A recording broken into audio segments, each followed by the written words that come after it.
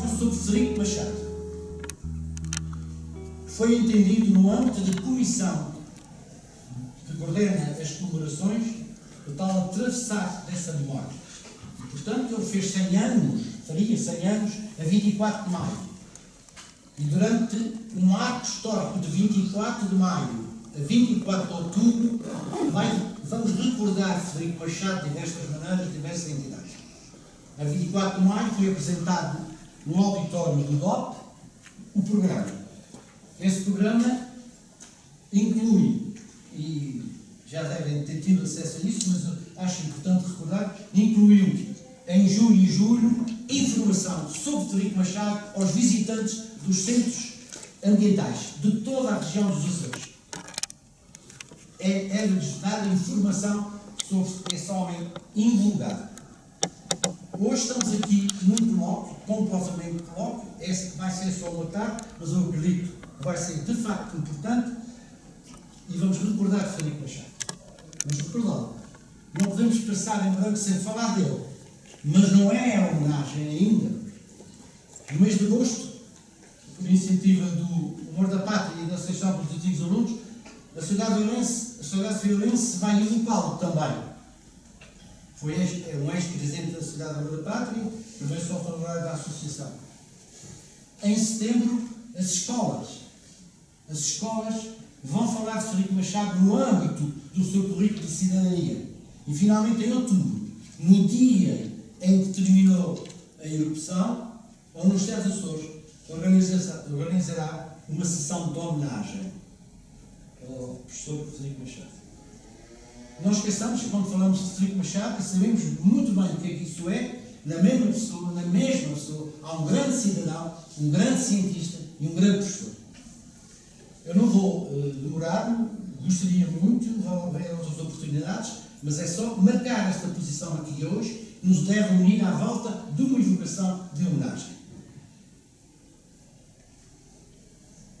Eu escolheria, muitas vezes as pessoas gostam muito de ouvir o que já sabem. Eu vou por aí.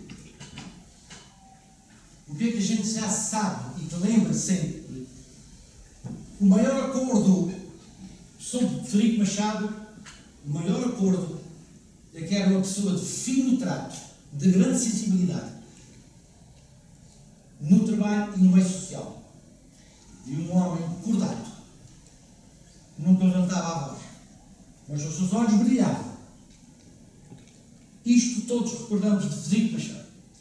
De Frederico Machado recordamos a expressão feliz do cientista do povo. E temos muitos depoimentos que conhecemos em que as pessoas diziam o cidadão comum, que era um apaziguamento, era um consolo. Ouvir aquele senhor na rádio deixava-nos mais descansados, sabia transmitir connosco. E assim apareceu o cientista do povo com uma expressão de uma profundidade enorme. Normalmente os cientistas têm uma auréola de pessoas distantes, etc.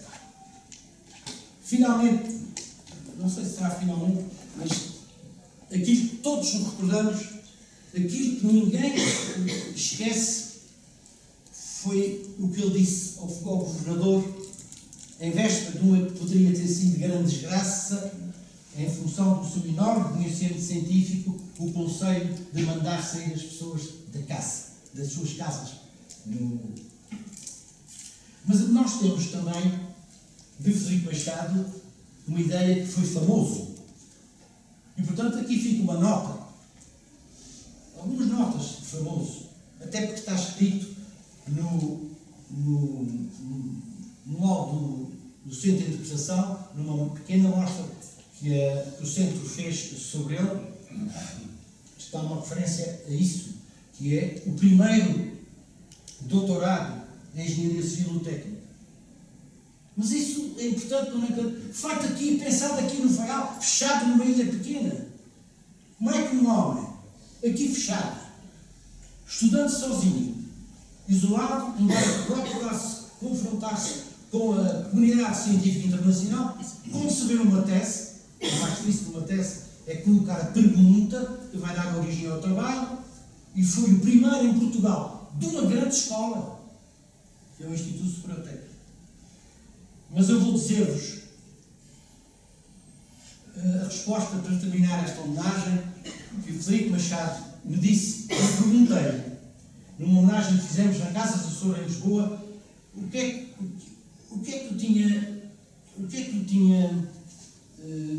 que era mais grato para ele em toda a sua vida? E ele disse-me duas coisas. As palavras, o que lhe diziam, aquela quase devoção com que o povo falava com ele. Isto marcou, e ele, grande cientista internacional, isto foi o que marcou. E a segunda coisa que o marcou, quando se jubilou na Universidade de Aveiro, os seus alunos de Geociências deram uma placa. E nessa placa estava escrito: quando for grande, quero ser como o Filipe Machado. Foram as duas notas que me transmitiu, pessoalmente, foi o que mais gostou na vida, a sua vida. Bem, continuemos para... Aqui ficam estas notas. Se alguém quer acrescentar alguma coisa, mas não esqueçamos que o Filipe Machado vai ser o centro de outras iniciativas, e temos aqui o nosso bloco e o relógio. Eu então prossigo a ver. O título faz pensar. O vulcão depois do vulcão. Quando começámos a conversar, as pessoas que se foram ligando e que hoje estão aqui para falar convosco, fomos construindo. O que é que se vai fazer? O que é que se pode fazer? Temos que fazer qualquer coisa. A própria Universidade Séria tem uma obrigação, como sede de memórias de uma sociedade, de fazer qualquer coisa. Nasceu o título, O Vulcão Depois do Vulcão, que faz pensar. E um subtítulo que clarifica este título, que é O Mistério, foi chamado assim várias vezes pelo autor, o mistério que gerou futuros. E, portanto, entendemos que seria interessante fazer uma reunião destas, em que se procurasse construir uma série de temas. Foi o que ficou depois do vulcão. O que é que ele nos deixou? O que é que nós devemos dar atenção como rastro, como memória? E então apareceram os temas que vão ser falados aqui. Depois do vulcão ficou o conhecimento. Que síntese podemos fazer sobre isso que se aprendeu com aquele vulcão que se manifestou tão intimamente connosco. Depois da tristeza enorme daquelas terras devastadas, tristeza das pessoas a abandonar as suas casas, há uma explosão de vida em termos de biodiversidade, no mar, em terra, etc. É algo que o vulcão lega como estrutura, como fenómeno. Então, é algo com que ficamos e temos que perceber que o vulcão deixou. Este é um primeiro núcleo de caráter mais sistematizado e que constituirá a primeira parte. Depois faremos um intervalo e prosseguimos para um outro núcleo, um futuro que o vulcão gerou. Foi esta dialética terrível que se passa sempre em situações destas, em todo o mundo, que é aquela hesitação das pessoas. Parto com vontade de ficar ou fico com vontade de partir. E, portanto, há os que partiram e partiram. Este é um grande legado do vulcão. Vale a pena continuar a conversar. O que é que aconteceu? O que é feito a essas pessoas? Que elementos é que temos? E depois também dos que ficaram.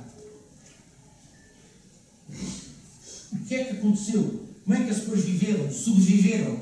Como é que resistiram à eventualidade de um drama para os seus bens e os seus sonhos? E finalmente, e este é um grande património que nos vem dos 50 anos, a última comunicação, que é uma comunicação sobre a história do imaginário. O vulcão e esta promoção, não sei se é promoção, esta questão do momento natural não é essencialmente e só uma promoção. É uma medida para que a manutenção e a preservação do vulcão, na sua integridade, seja mais bem entendida, mais protegida.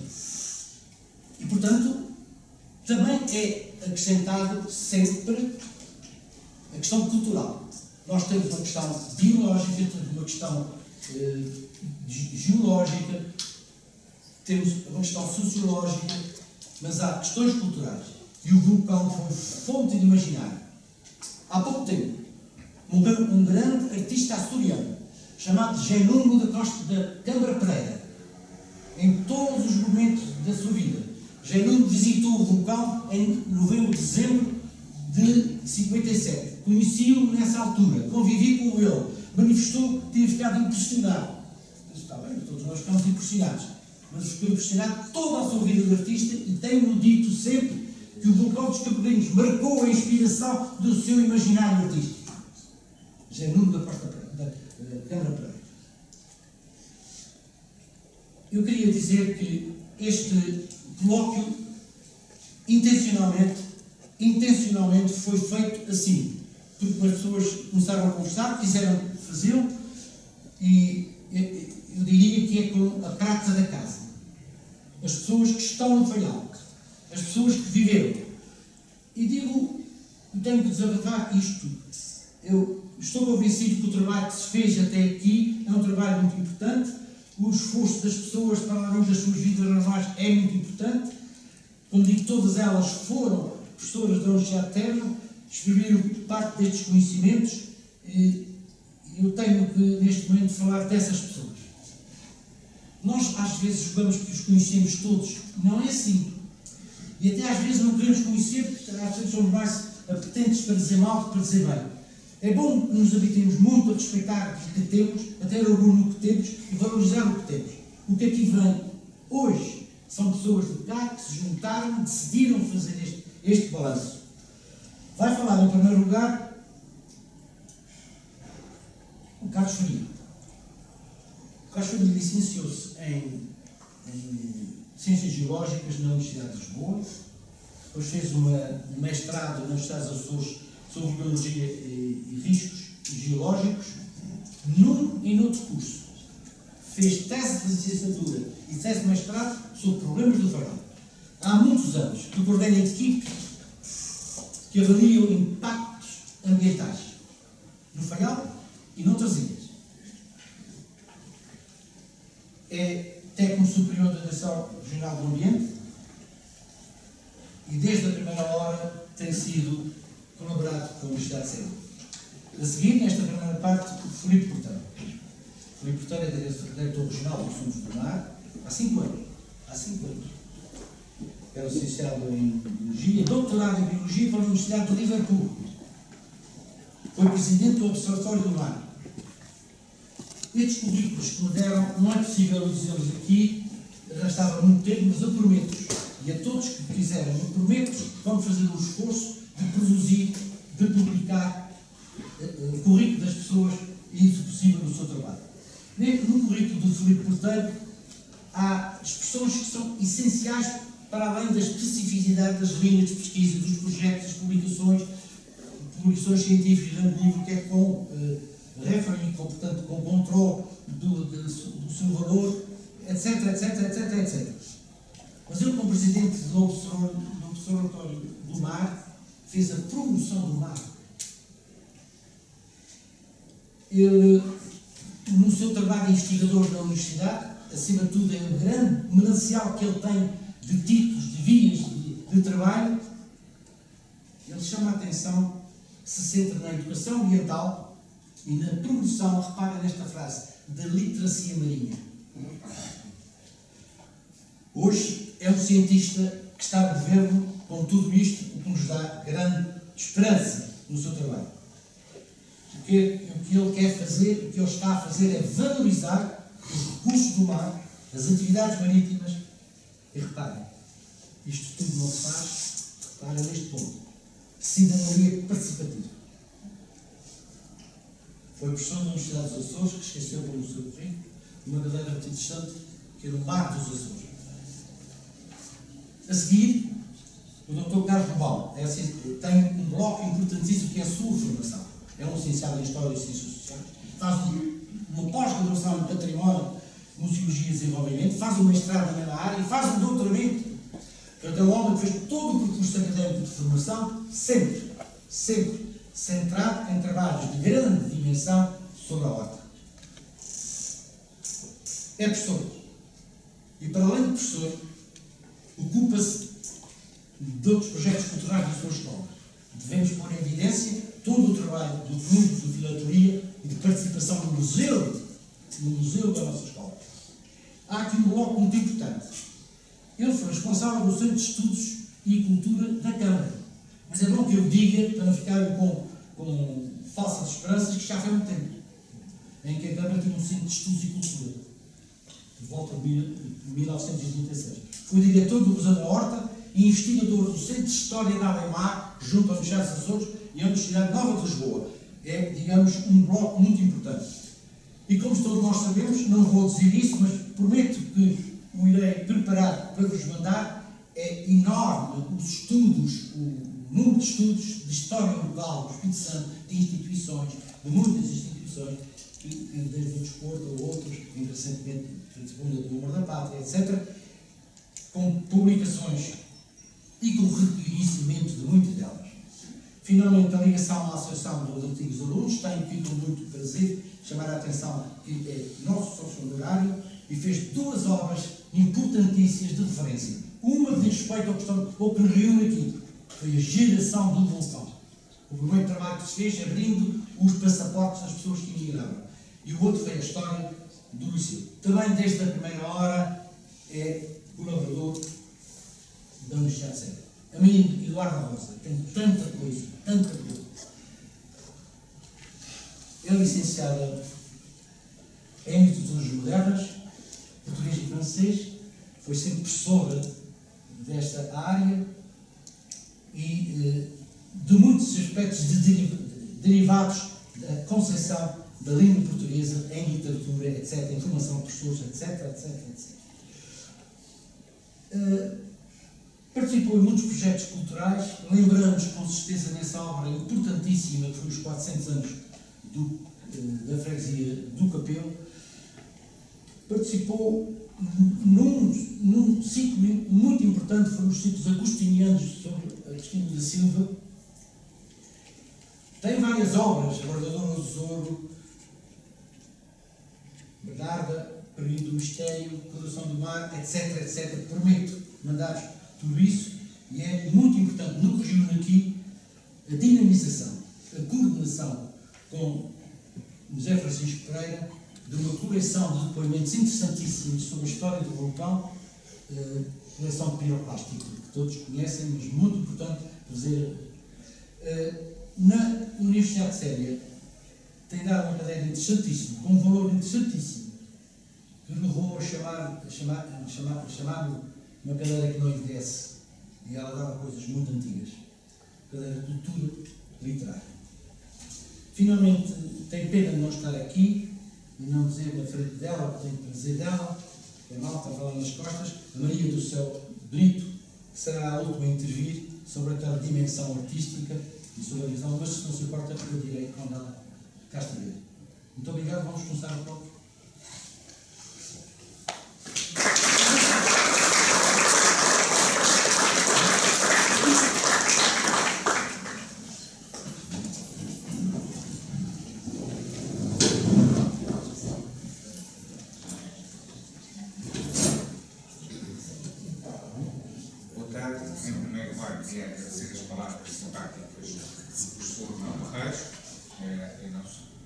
Surgiu uma jornada especial, nunca fiz trabalhos assim espetaculares, mas é assim, bem aceitei este convite, como já trabalho com a Universidade de Séria desde o início, como ele diz, que eu sou um dos fundadores da Universidade de Séria, porque desde o primeiro ano o artigo colabora com a Universidade de Séria, também na área do ambiente e depois da geologia, e ele de facto lançou-me este desafio para falarmos do vulcão nos 60 anos da sua ocorrência.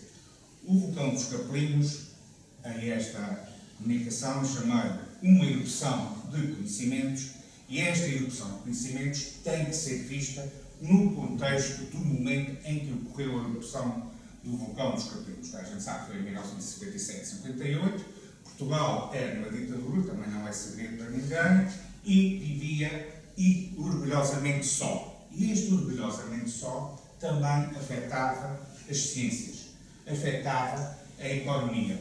E nesse afetar da economia e das ciências também havia isolamento na investigação científica.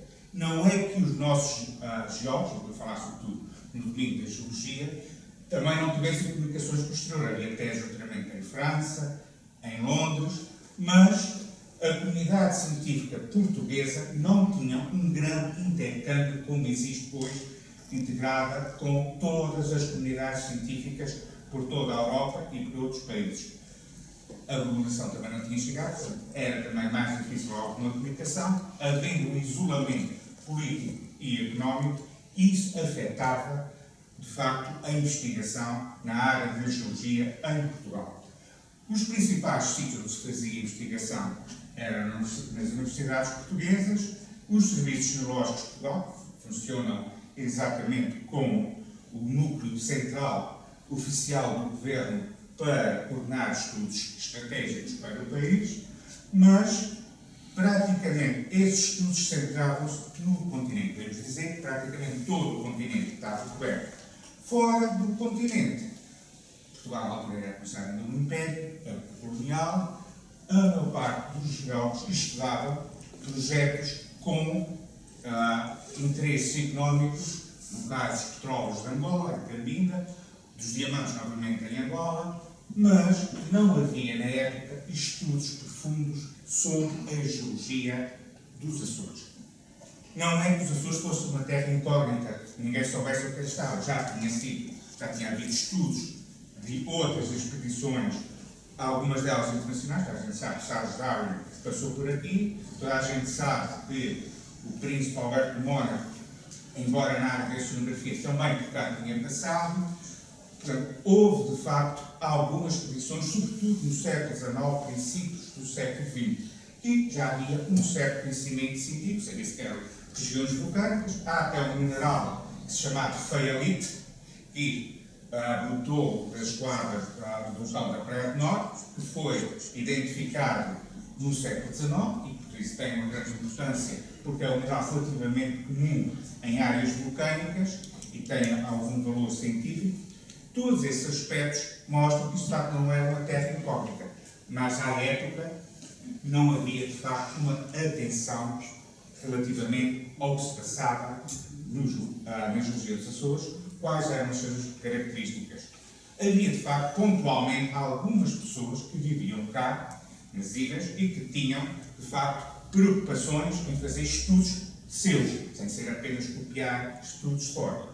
O tenente Coronel José Agostinho é um dos nomes que é muito conhecido, e de facto no Faial havia a situação de que o recém-formado Frederico Machado também gostava de geologia e, portanto, gostava, embora ser engenheiro civil, gostava de geomagnetismo, gostava de estudar a situação da sismologia e ele gostava sobretudo de geofísica. E, portanto, fazia estudos, além de ter sido professor de matemática no liceu, depois foi diretor e delegado das obras públicas aqui para a área do Faial e desenvolveu estudos, alguns deles em colaboração com o tenente coronel José Agostinho. Mas eram aquelas espécies naturalistas da terra por gosto, não integrados numa estratégia nacional. E eis que, neste momento, em praticamente, tirando alguns curiosos que cá havia, que se dedicavam a estudar a geologia de cá, surgiu o vulcão dos Capelinhos. Neste momento em que praticamente toda a atividade científica expressada nos Açores não olhava para cá com uma visão estratégica, toda a gente ficou a olhar para o Faial. Automaticamente, logo nos primeiros momentos da erupção, as primeiras horas, nem foram cientistas, foram faroleiros. Os primeiros pessoas que fizeram ciência e anotaram que tiveram as primeiras observações sobre como é que nasceu o vulcão dos Capelinhos, não eram cientistas, eram faroleiros. Então a gente sabe, é o Tomás Pacheco, Renato Lemos, depois também entrou nesta fase inicial, foram os primeiros observadores. E que lá está, Logo a seguir, porque era delegado também das obras públicas e tinha responsabilidades, novamente, Frederico Machado. E começou logo, desde o primeiro dia, a acompanhar este vulcão. Mas, em 3 dias, já tínhamos cá nomes sonantes da geologia e da geografia portuguesa. Dentro da geografia veio Orlando Ribeiro. Orlando Ribeiro é considerado o geólogo símbolo do século XX em Portugal. Havia sempre os nomes que são mais. Orlando Ribeiro é esse nome. Apareceu para cá, tinha a sua assistente, era da Faculdade de Letras da Universidade de Lisboa. Chegou cá, a sua assistente, a Susana Davô, ficou a acompanhar e a anotar tudo o que se observava na altura no vulcão dos Capelinhos. Portanto, automaticamente, já se setembro, que iria haver a época ativa, era aqui que eles concentraram no seu trabalho. Os Serviços Geológicos de Portugal, o tal grande departamento, veio em peso com as suas unidades todas de então, desde o próprio presidente dos Serviços Geológicos de Portugal, que se chamava António Castelo Branco, mais 3 ou 4 nomes que eu na faculdade me habituei sempre a ouvi-los. Tinha o Torre da Assunção, onde apareceu o Veiga Ferreira, o Moutinho de Almeida, e um outro nome que nos soa a estrangeiro, é de facto estrangeiro, é Svizesky, é quase o nosso papá do século XX em termos de geologia, está para a geologia como está por Orlando Ribeiro na geografia, que era um russo que, por questões pessoais, saiu da União Soviética, veio para a França, naturalizou-se francês e, quando da Segunda Guerra Mundial, veio para Portugal estudar situações do Wolfram, novamente os tais interesses, neste caso, militares e estratégicos para os diferentes países. Veio estudar o Wolfram em Portugal e cá ficou. E ficou, de facto, e muito bem, foi daquelas pessoas que mais desenvolveu trabalho em Portugal nesta altura. E não ficámos apenas com cientistas nacionais. Também veio o grande nome na altura, que era Harun Kaziev, que era considerado o vulcanólogo mais importante em termos mundiais. Eu não sei se era o mais sábio, mas isso é que naquela situação. Toda vez que a gente, há uns 30 anos atrás, falava da geografia, pensávamos no comandante Cousteau, quando se falava da vulcanologia. Falava-se automaticamente a Harun Kaziev. Portanto, ao menos, para os seus campos, eram as estrelas do momento. Toda a gente, de facto, convergiu para o Faial, nesta época, para estudar o vulcão dos Capelinhos. É lógico que, com tanta gente a concentrar-se no Faial, a produção foi, ou seja, tal qual como o vulcão deitava lavas, cinzas e vapor de água, também começaram a brotar destas cabeças todas grandes números de publicações. Não só publicações com gente da Terra, novamente, Frederico Machado começou a fazer um trabalho. Um estudante na altura, que era Vítor Hugo Forjás, colaborou com ele e fizeram em 10 anos este livro. Mas este livro começou de um trabalho de 57 a 67 e tem 2 características importantes. É que tem as notações científicas e está feito também para o grande público. E quem é cá do Faial e que já estava cá há uns, já tem mais uns aninhos, lembra-se que até as delegações de turismo na altura vendiam isto. Portanto, isto estava feito para o grande público também perceber algo. Simplesmente porque tem muitas fotografias e na altura não era moda, como é hoje, os livros de divulgação científica para o grande público. Portanto, ele ainda não tem aquelas características de uma linguagem tão popular e tão fácil para quem não é da área, mas o conjunto de fotografias e as anotações que tem, os pormenores que tem, permitem que mesmo um cidadão que não seja nas áreas da geologia consigam acompanhar e perceber exatamente o que foi isso. Isto é um livro de 10 anos de acompanhamento. Mas os Serviços Geológicos de Portugal, a tal estrutura máxima na altura, hoje já não se chama Serviços Geológicos de Portugal, chama-se Laboratório de Energia e Geologia, vão sempre mudar de nome, mas devemos dizer, o Serviço Geológico mudou de nome, juntou-se com outro, mas é a mesma família. Os Serviços Geológicos já tinham cerca de um século. surgiram em 1857, praticamente todos os anos faziam expedições a partes do país e publicavam a síntese dessas expedições em volumes chamados Memórias. Pois de 1857 a 1959 nunca houve memórias sobre os Açores.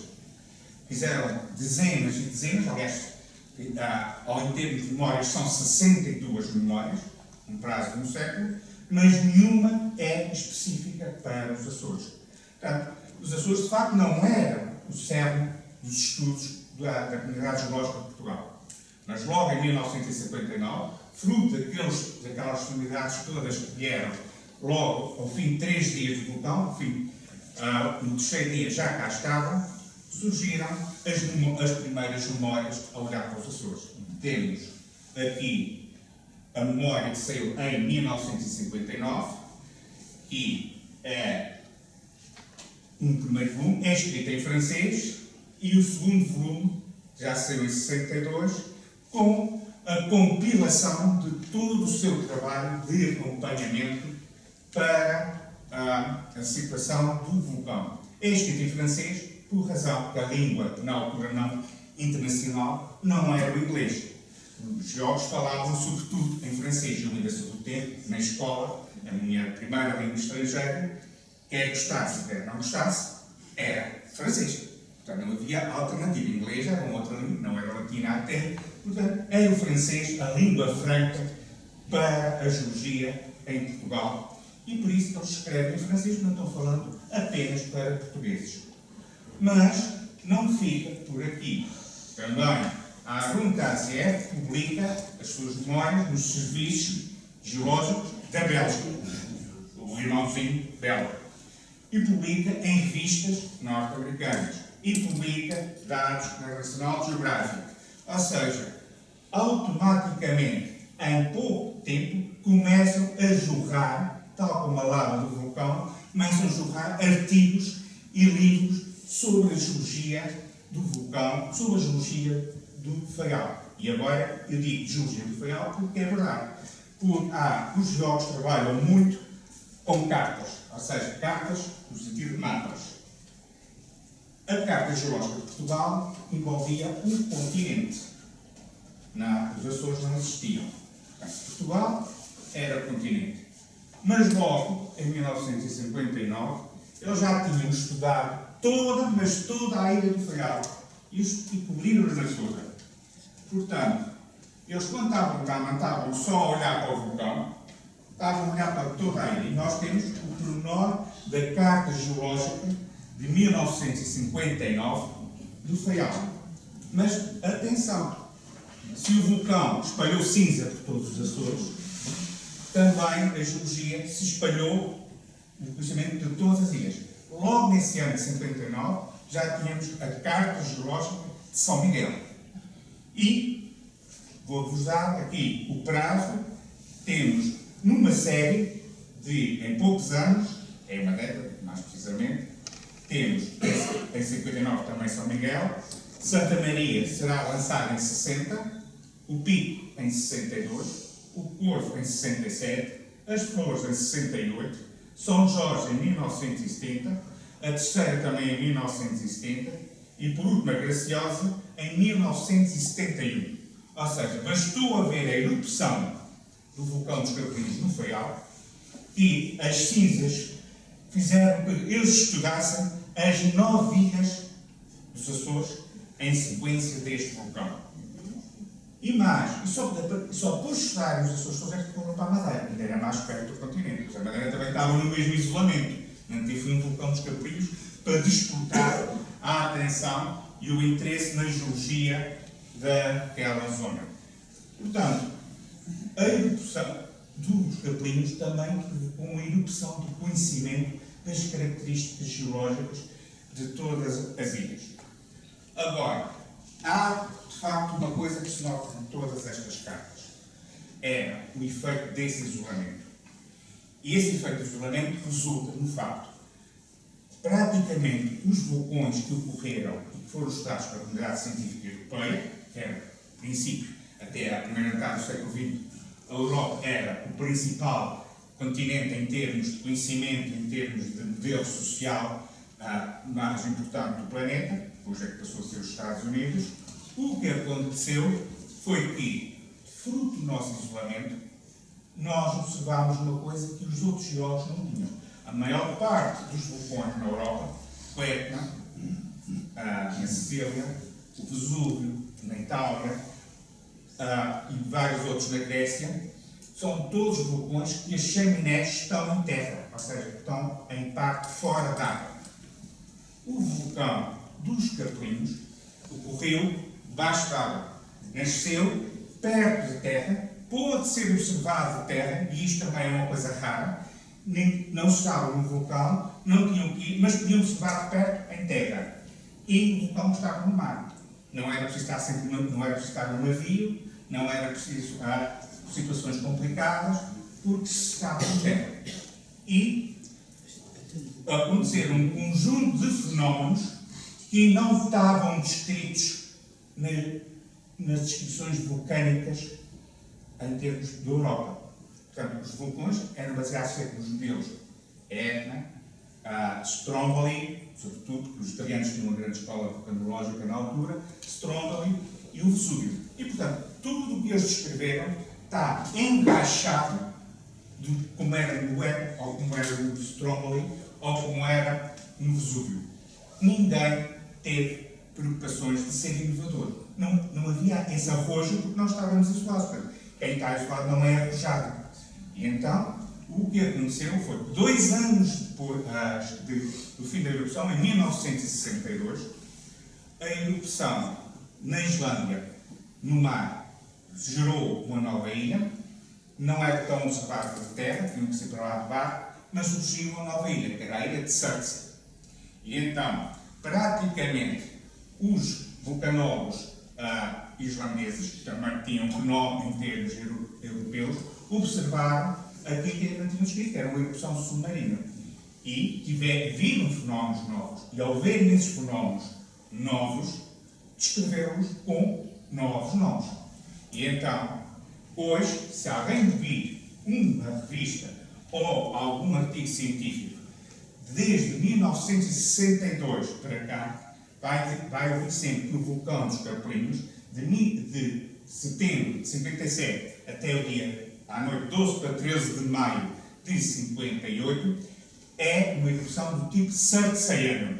Mas o Surtseyano tem a ver com a ilha de Surtsey, que surgiu 2 anos depois do vulcão dos Capelinhos. Ou seja, o nome que batizou a atividade do vulcão dos Capelinhos é o nome de um filho que nasceu depois. Ou seja, está batizado de acordo com algo mais recente do nome que não existia ainda na altura. E que os portugueses não devia se chamar Capeliano, porque foi descrito pela primeira vez no vulcão dos Capelinhos, numa erupção submarina. Mas aquele enquadramento em que Portugal vivia não permitiu, de facto, que aquele tipo de erupção fosse capeliano, e então é Surtseyano, fruto de um vulcão ocorrido em 62 e cujo estilo foi batizado pelos islandeses em 62. E é mais ou menos esta a situação. Portanto, nós tivemos uma grande projeção em termos mundiais. Portanto, não é um período de globalização. Hoje em dia continua a haver vulcões, mas naquele momento um vulcão no continente, perto da Europa, para ser observado, era de facto algo que interessava toda a gente. Por isso é que nós fomos atraímos todos os olhos à nossa volta. Há também estudos na área da agricultura, do efeito das cinzas nos terrenos agrícolas, como é que a vida vai se gerando nos solos que ficaram cobertos de cinzas, mas eu próprio a seguir vai falar um pouco disso, como é que surgiu a vida. Houve estudos que hoje em todas as áreas, ou seja, o vulcão dos Capelinhos foi uma oportunidade, no momento em que estávamos isolados, para ser o centro dos estudos vulcanológicos em toda a Europa. Por isso é que eu chamei uma erupção de conhecimentos, porque de um período isolado passámos a ser o centro de toda a investigação em termos de vulcanologia em plena Europa e, de facto, gente também de outros países, mas isto só falei dos nomes mais importantes, e cumpri os 20 minutos. Portanto, tentei, 9, portanto está terminado.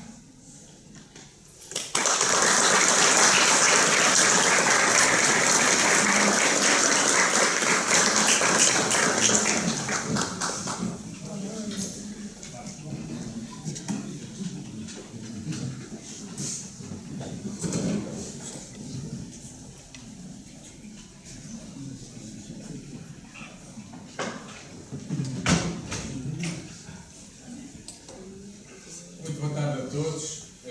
Em primeiro lugar, gostaria de agradecer ao professor Melo Arres pelo convite que fez para falar sobre este tema e para organizar connosco, é verdade, este colóquio sobre os tempos depois do vulcão.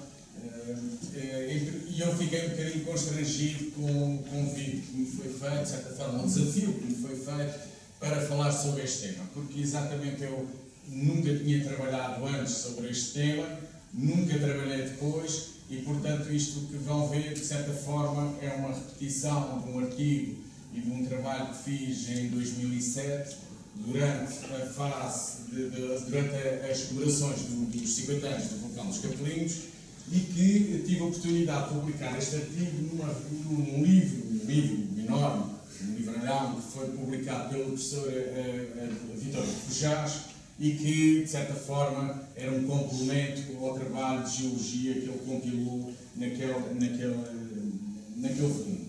Eu penso que, de certa forma, este é um trabalho que ainda, embora já tenha 11 anos, as observações que fiz e que compilei, não foram só minhas, e que compilei, já têm 11 anos, pelo menos, mas que ainda hoje são atuais, ou de certa forma atuais, porque o fenómeno é relativamente lento, o fenómeno de recolonização daquela área é relativamente lento. Eu gostaria só de dizer, em uma pequena introdução, antes do vulcão, ali a Ponta dos Capelinhos, era uma área costeira idêntica a muitas outras na região, nomeadamente como o Monte da Guia, que tem 50 mil anos, creio eu, e que, de certa forma, era um vulcão idêntico, e que o conhecemos hoje com um determinado tipo de vegetação, etc., igual a muitas outras vulcões que têm a mesma gente em todas as ilhas, como sabem, desde o Monte Brasil, ali ao Morro das Velas, e muitos outros. De qualquer maneira, antes do vulcão aquilo era igual aos outros sítios. E de repente surge o vulcão. E nasce um vulcão e a consequência para a vida, como o ecossistema tem a parte ambiental, geológica de base e depois a vida aceita por cima, e nessa fase o vulcão nasceu e provocou a morte daquelas comunidades biológicas que viviam ali. O processo depois é um processo catastrófico, é o próprio geológico é catastrófico, mas é catastrófico para as comunidades biológicas também que ali estão, e que depois o processo dá-se ao inverso, isto é, o vulcão cessa a sua atividade, vai começando a ser erudido e vai desaparecendo, e simultaneamente a vida vai aparecendo e vai surgindo. À medida que vai desaparecendo, o componente geológico deixa de ser tão condicionante e tão extremo, é que proporciona e facilita a recolonização da vida posterior. Basicamente isto era, a ilha foi toda ela afetada pelo vulcão, mas basicamente aquela linha exterior à linha de costa é que foi afetada pelo vulcão de forma, ou toda esta costa aqui envolvida naquela linha mais exterior, foi afetada a vida foi afetada, as comunidades biológicas ficaram completamente soterradas e, portanto, condicionou todo o ecossistema tal como conhecemos hoje. Basicamente o vulcão foi sendo erudido, ele foi erudido pelo vento e pela chuva, mas depois em baixo foi sendo erudido pelo mar. E esta erosão é de tal maneira intensa que, em termos médios, os geólogos dizem que foi cerca de 23 metros por ano, em média. Quer dizer que ele recuou 23 metros por ano, o que é impressionante. Claro que nos primeiros anos a erosão foi muito mais ativa e que depois a coisa foi tornando mais lenta. E hoje a erosão, eu lembro perfeitamente, não se vê sequer o ilhéu, que havia e que hoje está praticamente isolado e em breve vai ficar separado daquela nova pedaço de terra. E depois dessa a colonização biológica. No início não havia vida nenhuma, e ainda há muitos sítios que hoje se vai lá ver e que se vê de facto que não há vida, mas depois a erosão foi tornando, antes aquilo era tipo um deserto, uniforme, homogéneo, friável, isto é, móvel, que aquecia muito, que arrefecia muito, que não tinha nutrientes, etc. Mas depois a erosão foi pondo a descoberto sistemas mais estruturados, rocha, lava, que foram criando aquelas reentrâncias que se vê ali e que ali vai-se acumulando terra, vai-se acumulando sementes, vai-se acumulando umidade e progressivamente vai-se gerando esta tal sucessão primária. A gente chama sucessão primária a partir do nada e que vai por aí fora uma sucessão até se atingir o clímax dessa comunidade. Os organismos pioneiros começaram a ocupar, os pioneiros são aqueles que estão mais facilmente e que vão criando, alterando o ambiente para que outras espécies se possam ali fixar. Ao mesmo tempo, as aves marinhas são aqueles que vão buscar sementes fora, trazem nas patas, trazem lixo, regurgitam lixo, no caso concreto, na altura poderia não ser. Os pioneiros são aqueles, os líquenes e os musgos, que criam e reestruturam. Este aqui é uma imagem do que eu estava a dizer, de certa forma. Começa a aparecer terra, começa a ficar o substrato, o solo, mais estruturado e começa a criar as condições para a vida se poder fixar. Este vulcão deveria ter sido, tal como foi acompanhado sob o ponto de vista geológico, não foi acompanhado sob o ponto de vista biológico. Praticamente não há estudos da biologia que o vulcão provocou uma mortandade ou uma mortalidade intensíssima de peixes e de outros organismos naquela área toda, ali naturalmente. Sabe-se que vinham dar quantidades de peixe enorme à costa, mas não sabe mais nada. Não se sabe nem espécies, nem que quantidades, nem que eles morreram das cinzas, por gases, etc.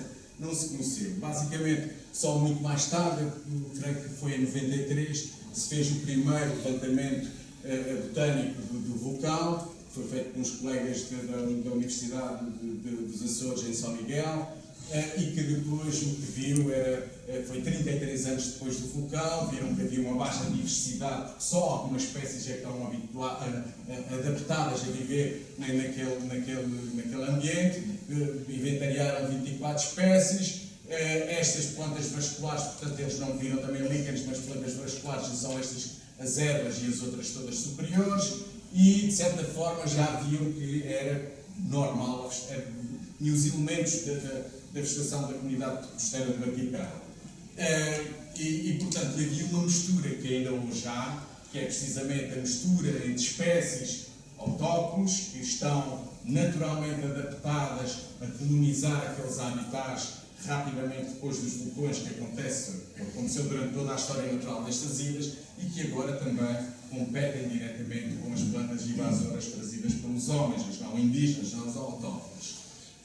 Aqui, basicamente, temos uma fotografia aérea do vulcão, onde se vê onde é que se fixaram as principais comunidades florísticas. É no costado da nau, ali naquela zona, e é junto aqui à parte superior do vulcão, onde há mais lava, onde o terreno é mais estruturado. Na parte, vá lá no vale ou na encosta, entre o costado da nau e o próprio edifício central do vulcão, tem muita areia, muito friável, e praticamente ali ainda se observa as comunidades, uma comunidade despida, quase não tem vida praticamente nenhuma ali. Aqui claramente contrastam as duas comunidades no costado da nau e no edifício do vulcão. O costado da nau é completamente dominado por uma espécie típica da região, que é a festuca pétrea, ou o século fazia o penséis, etc., que se chama Bracel da Costa, creio eu, e que utilizavam para fazer penséis, e eles estão perfeitamente adaptados a estes habitats extremos e hostis, que eles colonizam toda aquela base do costado da nau. Ao contrário, na parte central do vulcão, mais estruturada, tem uma diversidade muito maior e, de certa forma, uma dominância de espécies invasoras. Isto é mais um aspecto do que foi observado foi observado, e aqui aquela mancha verde das espécies que colonizam aquilo. Tem uma quantidade de espécies nativas, e estas espécies nativas são pioneiras e adaptadas ao ambiente. Algumas que são até consideradas, são classificadas e são endémicas, só existem aqui nos Açores, e que são protegidas, classificadas. Outras não nativas, e desde os pináferos, e depois toda a gente conhece um pouco, aqueles fetos ali, que estas são muitíssimo competitivas, por isso elas são não nativas e têm comportamentos em termos reprodutores e de adaptação a habitats que dominam depois, de certa forma, a flora naqueles sítios.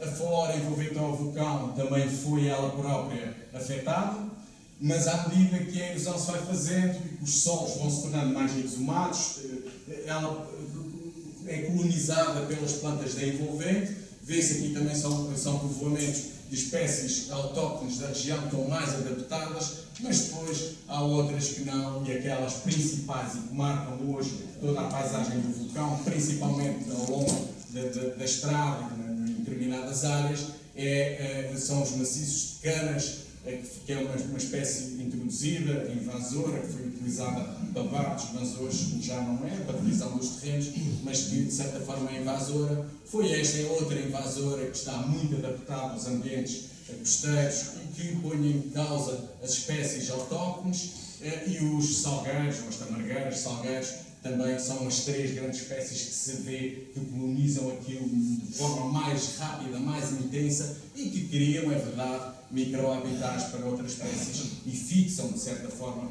o solo. Um dia, o que acreditamos é que aquele vulcão vai ter um aspecto semelhante precisamente ao Cabeço do Canto, ao Monte Verde e tudo aquilo. Portanto, à medida que as areias vão sendo erodidas, as comunidades biológicas vão se sucedendo e vão evoluindo, e vai tornar, este ainda não é clímax, não será clímax, mas vai se tornar cada vez mais um habitat mais complexo, com espécies autóctones misturadas com espécies invasoras, no caso faia, urso versus incenso.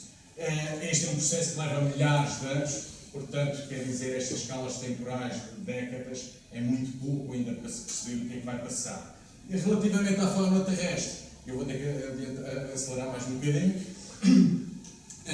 Relativamente à fauna terrestre, talvez aquela coisa mais emblemática, eu se tivesse que escolher um logotipo para o vulcão dos Capelinhos, eu escolhia este bicho que está aqui, que parece que não, mas é um escaravelho e que se chama Giatella phaialensis e que é só conhecida do vulcão dos Capelinhos. E ainda por cima são só conhecidos 2 exemplares.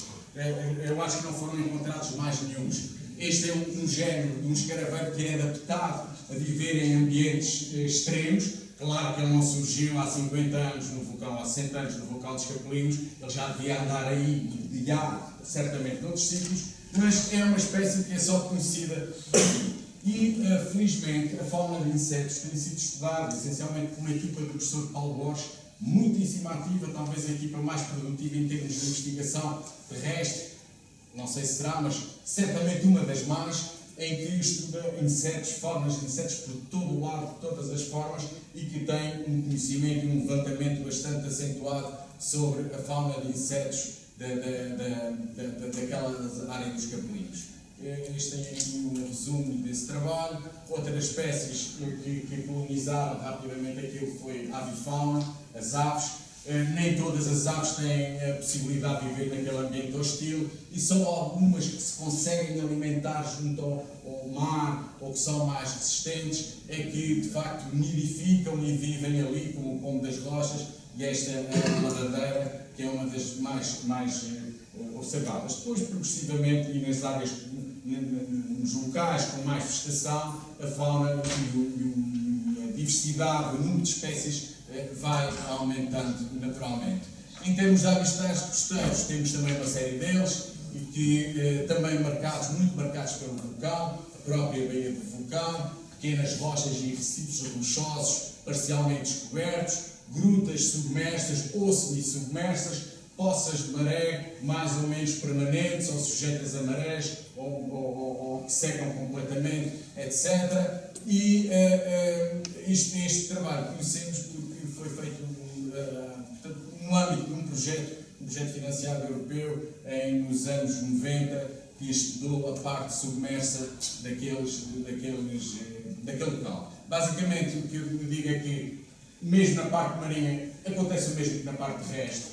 Isto é, a diversidade é mais baixa do que a diversidade nas zonas contíguas que não sofreram o efeito direto do vulcão, e isto é mais baixa porque os fenómenos de erosão dão cabo de qualquer espécie, ou melhor, ameaçam qualquer espécie, qualquer comunidade que possa surgir ali. Em cada evento de erosão maciça, em que é arrastado quantidades enormes de cinza para dentro da água, essas cinzas vão alterar completamente, ficam nas poças, ficam nos locais e não permitem que os animais ou que as algas possam prosperar naqueles ambientes. Os ambientes subaquáticos são típicos da região, de calhau onduloso ao rolado, paredes verticais, com túneis, etc. Tem uma quantidade depois de algas e inventariaram-se neste trabalho 38 espécies de algas, com várias espécies. Os invertebrados marinhos inventariaram-se 65 naquela altura, é pouco considerado com a riqueza específica. Isto aqui são alguns exemplos desses macroinvertebrados. Desculpem o jargão, mas macroinvertebrados é tudo que não é peixe, nem cetáceos, nem aves, não são vertebrados, são organismos sem coluna vertebral. Os peixes invertebrados são os mais conspícuos e também fizemos um levantamento das espécies que ocorrem naquele local. Há algumas diferenças espaciais em termos ecológicos entre a parte mais norte ou a parte oeste ou sudoeste. Portanto, eles têm vindo, estes ambientes têm vindo a ser recolonizados, essa tal sucessão ecológica tem acontecido, mas enquanto este processo de erosão estiver ativo, eles vão sempre à partida ter, aquele local vai sempre à partida ter uma diversidade menor do que nos antigos. Isto é a prova. Fizemos uma compilação de espécies inventariadas pelos mesmos processos, como mergulhadores, etc., em vários locais das ilhas, dos Açores, e realmente os capulinhos têm, não é muito significativo, mas têm claramente menos diversidade do que os outros locais. Da avifauna marinha já falámos um pouco. Essencialmente os garajaus voltaram, já se produziam naquele sítio, voltaram a colonizar. As gaivotas têm a maior colónia de gaivotas da ilha e uma das maiores da região, essencialmente devido ao aterro sanitário, e que eles transportavam para lá lixo, tinham ali alimento próximo e depois encontraram ali um bom sítio para nidificar. Há cagaros, garajaus, etc., com ameaças que a gente pode depois, se tivesse tempo, poderia falar.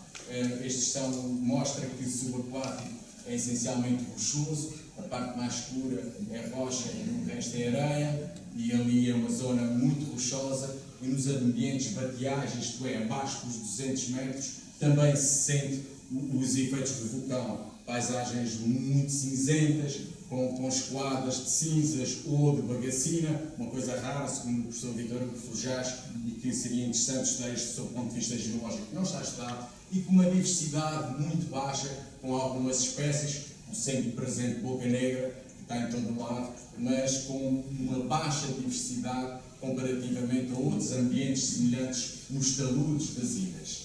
Em termos de conservação, esta ponta da ilha está altamente protegida ou classificada por vários mecanismos, como o professor já referiu também.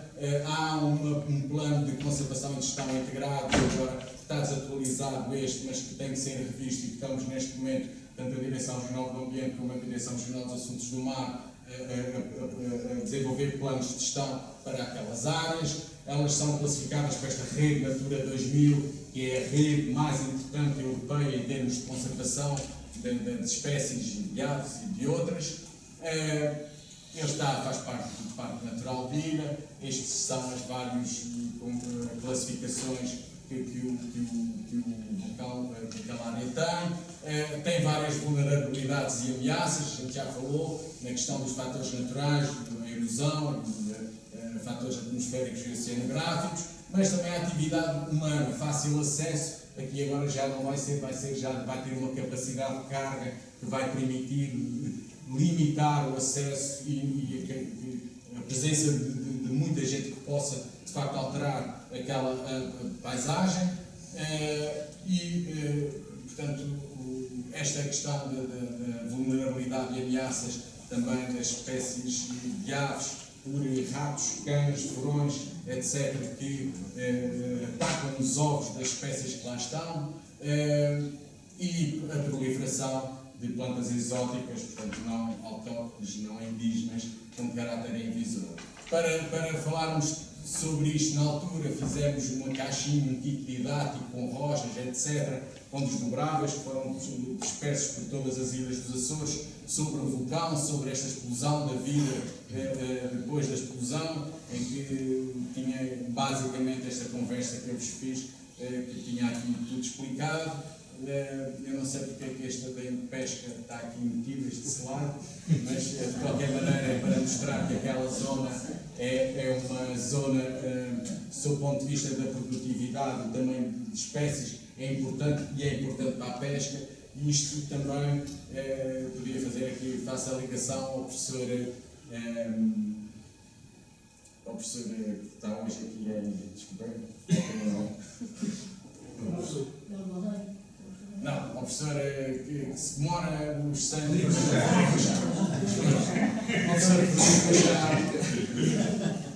Porque, de certa forma, as espécies ali é uma zona muito produtiva e sempre foi. Havia lá, por exemplo, o Porto Comprido, uma estação baleeira, porque as baleias estavam ali. Se as baleias estavam ali, tinha alimento para elas estarem ali, tinha condições. Portanto, é uma zona muitíssimo produtiva e tem a ver com as correntes que vêm ali naquela zona e que arrastam muita fauna consigo, e grandes predadores ficam à espera do alimento, que não é o vento, mas é que as correntes trazem. E agora só o parênteses ao professor Frederico Machado, que além de geólogo também foi oceanógrafo, físico, e que um dos livros que ele escreveu foi uma introdução à oceanografia, que é o livro, talvez o primeiro livro mais acessível para os estudantes de oceanografia, que percebiam um pouco de física, e que ele traduzia as principais forças físicas e movimentos de corrente através, sim, de expressões matemáticas rigorosas, mas com uma linguagem simples, e parece que era a apanagem do senhor de poder ter essa facilidade de comunicar, uma linguagem simples que era um clássico da aprendizagem da física, da oceanografia física. Basicamente, aqui é uma imagem da zona sem água. Também se vê porque aquela é tão rica e procurada, porque tem muitos vulcõezinhos, muitos pequenos montes submarinos. Isto aqui desculpem, mas aqui é a linha de costa. Esta zona aqui é a plataforma insular. Isto é uma plataforma mais ou menos a 200 metros, que é o resultado da erosão costeira, quando, até 20 mil anos atrás, quando o mar estava abaixo de 120 metros, escavou aquela zona costeira e fez, quando subiu, ficou aquela plataformazinha, e depois vê-se ali montanhas de pequenos panos vulcânicos que agregam ali fauna associada, como chernes, etc., associado ali àqueles fundos, mas também indica que mais cedo ou mais tarde o outro vulcão surgirá naquele sítio e que continuará a expansão da ilha para o oeste. Obrigado pela vossa atenção.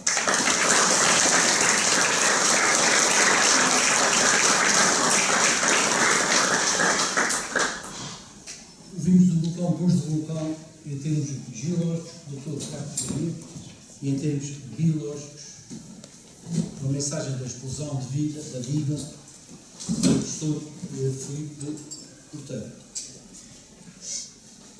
é chegado o momento de conversar. Está no programa um momento de interação, perguntarem o que entenderem, acrescentarem o que entenderem com os dois leitores anteriores, antes de fazermos o nosso debate. Eu posso começar. Queria perguntar ao meu amigo Filipe se não é possível haver um equilíbrio entre as espécies autóctones misturadas com as espécies invasoras, porque vivemos aqui uns momentos de algum fundamentalismo. Quer dizer, de repente, vocês cientistas indicaram com as hortênsias, que são umas invasoras, que estão a dar cabo de tudo. E, portanto, eu pergunto se, eu não tenho nada contra as hortênsias e a preservação japonesa, mas não é possível o equilíbrio, ou é comunidade endémica ou nada. Não, parece-me que há essa coisa, não é? Vocês querem acabar com as... Pronto, se é possível esse equilíbrio. Falaste que é possível que as espécies autóctones se misturem com as invasoras e que não haja desgraça nenhuma. Então, a resposta é que o professor Mel Barres podiam ter falar um bocadinho mais alto sobre a pergunta, que era se é possível compatibilizar ou se é possível a coexistência entre plantas invasoras e plantas autóctones. É, com certeza. Agora, as plantas invasoras representam a segunda maior causa de perda de biodiversidade no mundo. As espécies invasoras no geral. Isto é, há espécies que são introduzidas que não têm um caráter invasor e que se integram até na natureza e que nós chamamos naturalizadas, não competem por espaço ou por recursos com as espécies autóctones. Agora, há espécies que são introduzidas e que dominam completamente e que esmagam completamente e que não deixam, dizemos, as comunidades locais e em termos de diversidade genética, de diversidade que nós pensamos que a diversidade é que aguenta o sistema a funcionar. E diversidade genética é quando há uma ameaça grande sobre uma invasora, a roca de vera, por exemplo, ou o incenso, se calhar são aqueles mais evidentes, mas há muitas outras espécies que em habitats específicos competem com as espécies autóctones e podem tornar inviáveis e podem levá-las até à extinção.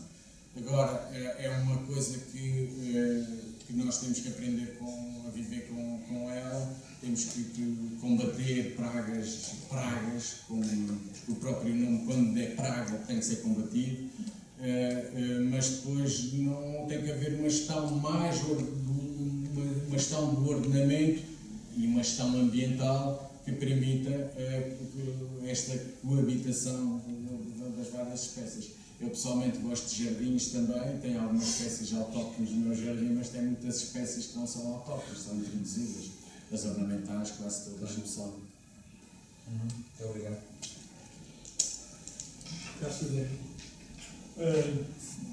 Eu gostava de referir aqui uma história engraçada que se relaciona com o local e que trata-se realmente do aparecimento da tal ilhota.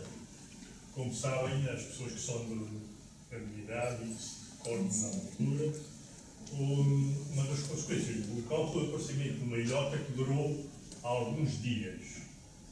O que acontece foi que lançou-se a ideia, porque havia vários estrangeiros aqui na altura que tinham sido atraídos pelo vulcão, pela curiosidade científica que os atraiu para aqui, e havia aqui uma série de pessoas de fora que circulavam por aí.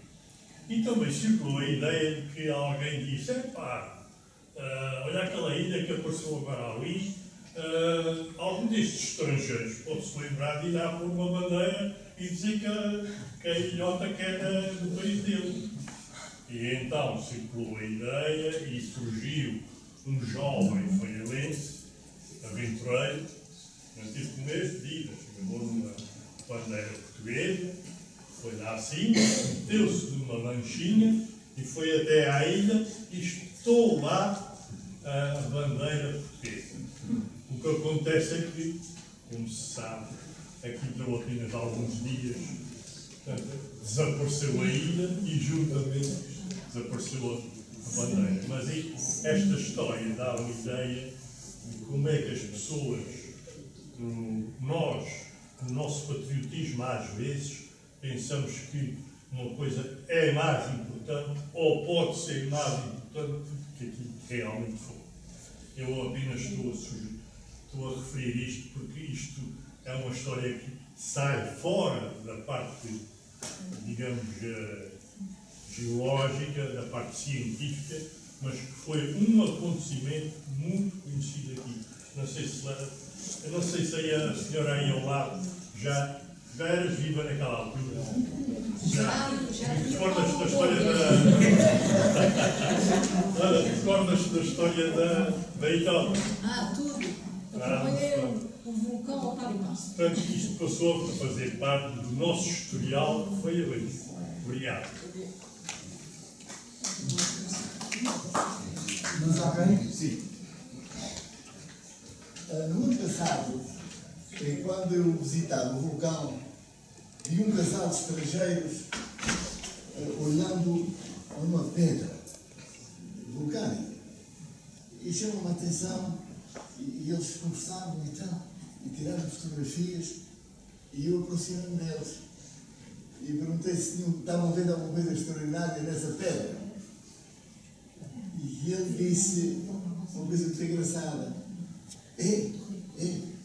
Esta pedra é das coisas mais novas do nosso planeta. E estranho que aqui não façam realce a isto. Isto é realmente das pedras mais novas da nossa terra. E eu fui lá dentro, conversei com isto com as pessoas que estavam de serviço lá. Não sei se fizeram isto ou não, mas a ideia não é minha. É desse casal que eu nem sei quem são, mas talvez não fizesse mal em que aparecesse à entrada do centro algo que realçasse. Isto é realmente das partes mais novas do nosso planeta. Isso é muito interessante. E no cinquentenário houve uma residência artística lá, vieram pessoas de várias artes que estiveram lá a viver. E uma delas foi para Lisboa e foi entrevistada pelo Jornal de Lisboa. Perguntou o que é que tinha mais impressionado. E ele respondeu: foi pisar na terra da minha idade. Exatamente, sim, senhor. Mais intervenções? Eu queria perguntar uma coisa ao meu Carlos Faria, eu peço desculpa porque posso não ter percebido bem. Quando mencionou os primeiros cientistas que chegaram à ilha, os nacionais, citam muitos estrangeiros, mas nos nacionais eu não percebi um nome ou lembro-me de outro nome. Portanto, mencionou o nome do professor Orlando Ribeiro, que de facto foi principal, digamos, português, mas com ele veio a sua assistente. E disse o nome da assistente, mas a assistente era a Raquel Soeiro, disse um nome estrangeiro. Susana Gazon foi esposa de Portanto, mas a Raquel Soeiro foi extremamente importante e ainda hoje é uma mulher extremamente importante na pedagogia. E eu, como mulher, tenho que defender o nome dela. Portanto, acho que ela, quando falava neste campo da pedagogia e trabalhou muito com, ou melhor, o Vítor Hugo trabalhou muito com ela, publicações com ela, e eu nunca ouvi citar aqui o nome dela. E, portanto, é uma portuguesa que eu acho que merece ser mencionada também. E provavelmente há outros nomes que eu não tenha citado. Sim, eu peço desculpa. Isso isso é normal nessa situação. Em princípio, numa situação, a preocupação era centrar o nome do Orlando Ribeiro, porque era a sumidade da altura. O trabalho que eu tinha e que eu me baseei para dizer que eu não veio sozinho era com a Susana Gafo, mas como eu estou a dizer, eles são geógrafos, eu não conheço tão bem o departamento de geografia. Citei muito mais os geólogos do que os geógrafos, portanto, e provavelmente vieram mais geógrafos. Eu não acredito que, vindo esta leva toda de geólogos, que eu conhecia todos os trabalhos, não tenho aqui também uma leva de geógrafos. O trabalho que eu tinha era um trabalho da Susana Gavô com o Orlando Ribeiro. Mas de certeza que vieram mais geógrafos e vieram pessoal de meteorologias, também há trabalhos sobre meteorologia, e vieram geofísicos, e veio muito mais gente, também de outros países. Eu centrei e quis fazer aqui uma evolução, que era do isolamento que tínhamos, ninguém olhava para cá, em 10 anos tínhamos toda a geologia dos Açores estudada. Por isso é normal. E até o que eu queria acrescentar é que o professor Orlando Ribeiro, se veio cá, foi porque a Raquel Soeiro, que era assistente dele, insistiu e o trouxe. Como sabem, não ligo muito. Isso é que há uma tensão até entre os dois nomes. Raquel Soares vem posteriormente, é o contrário. Eu não sei quem é que veio primeiro. Ela disse. Eu não discuto isso é que há uma tensão entre os dois. E eu não vou entre a primeira e a segunda mulher. E eu não vou, aliás, que a Raquel, se bem parece, é a mãe do meu professor António Ribeiro. Acho que essa aqui é a mãe do meu professor. Mas eu não conheço nenhuma nem outra. Eu quis centrar no trabalho que aqui é este, mas não há problemas nenhum. Vai muito mais gente. E vem gente tão importante que até o próprio Frederico Machado, que era engenheiro civil, virou geólogo. Já teve trabalhos. E, por exemplo, os geólogos transformaram e transportaram para as universidades. Ele teve uma carreira académica, que nós hoje estamos a falar, porque o vulcão não aconteceu. Provavelmente, aquilo que a gente está aqui a comemorar 100 anos de Frederico Machado não teria ocorrido, não estávamos a pensar isso sem o vulcão. Ou seja, se calhar 100 anos de Frederico Machado só tem significado porque o vulcão. Isso e há muitos outros aspectos, há muito mais trabalhos feitos de mais gente que veio e fazer uma seleção. E queria que se centrasse tudo era o Orlando Ribeiro. Eu estou de acordo que não acontece sempre, mas porque há poucos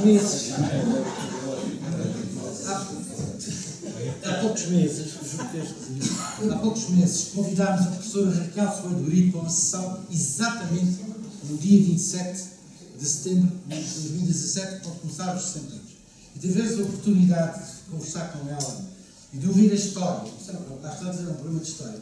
E ela ouviu a notícia do vulcão, andou atrás do professor e ele não queria vir, e ela andou atrás, ele para o trazer, tratou do avião da Força Aérea, do patrulho que veio, etc. E depois tem continuado, e continua a ser célebre, que ainda exibe atualmente o filme que fez nessa altura, que é o primeiro filme sobre o vulcão dos Capelinhos. Portanto, é uma pessoa importante, mas aqui o enquadramento do estudo do Carlos Faria está muito claro.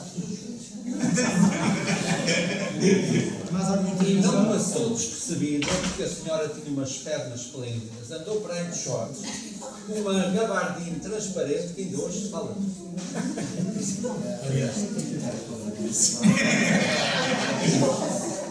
Mais alguma intervenção? Está bem?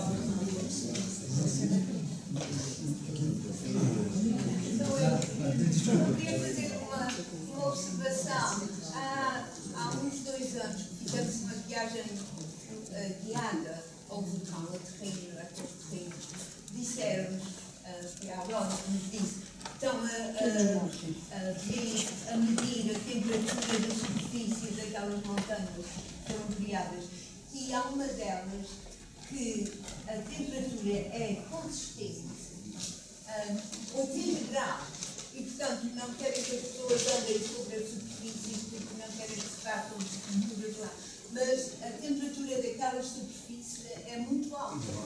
Era só uma coisa que nos surpreendeu muito, saber que aqueles terrenos nem todos podem ter plantas verdinhas, ou talvez tenham outras muito diferentes, mas que a situação física dos terrenos é muito diferente daqueles terrenos que temos à volta de casa.